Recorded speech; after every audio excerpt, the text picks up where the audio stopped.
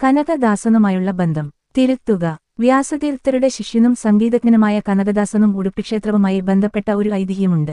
ജാതീയ വേർതിരിവ് പ്രബലമായിരുന്ന കാലത്ത് ഉടുപ്പിയിലെത്തിയ കനകദാസന് ക്ഷേത്രത്തിനകത്ത് കടക്കുന്നതിനോ വിഗ്രഹദർശനം നടത്തുന്നതിനോ സാധിച്ചില്ല. ക്ഷേത്രപ്രവേശനത്തിന് വ്യാസരാജ സ്വാമികൾ നിർദ്ദേശിച്ചിട്ടുപോലും ബ്രാഹ്മണ പുരോഹിതർ താഴ്ന്ന ജാതിക്കാരനായ കനകദാസനെ തടഞ്ഞുവെന്നാണ് പറയപ്പെടുന്നത്. 8.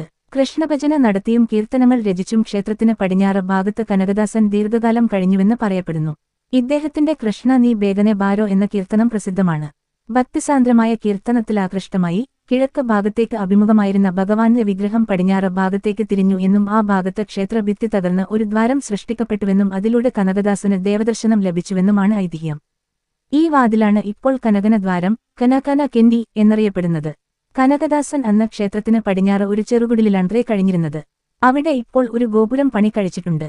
സംഗീതജ്ഞനുള്ള ഒരു സ്മാരകമായി കനകന കിണ്ടി എന്ന വാതിലും കനകന മന്ദിരം എന്നറിയപ്പെടുന്ന ഗോപുരവും ഇപ്പോൾ കാണാം. 9, 10 ഗോപുരത്തോടനുബന്ധിച്ചുള്ള മണ്ഡപത്തിൽ ഇപ്പോൾ അഗൺകീർത്തനാലാപനം നടന്നുവരുന്നുണ്ട്. ജാതീയമായ വേർതിരിവിന്റെ ഒരു ഐതിഹ്യകത ഈ ക്ഷേത്രവുമായി ബന്ധപ്പെട്ടുണ്ടെങ്കിലും ഇപ്പോൾ ക്ഷേത്രപ്രവേശനത്തിന് നിയന്ത്രണങ്ങളൊന്നുമില്ല.